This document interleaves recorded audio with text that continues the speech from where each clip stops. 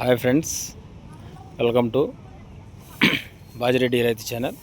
మీరు చూస్తున్న జత రెండు పళ్ళ విభాగం గిత్తలు ఈరోజు జరగనున్న క్వారీ పందానికి అయితే రావడం జరిగింది. తాత హర్షవర్ధన్ గౌడ్ గారు, నాగరాజుపల్లె గ్రామం, మాటూరు మండలం, బాపట్ల జిల్లా వారి రెండు పళ్ళ విభాగం గిత్తలు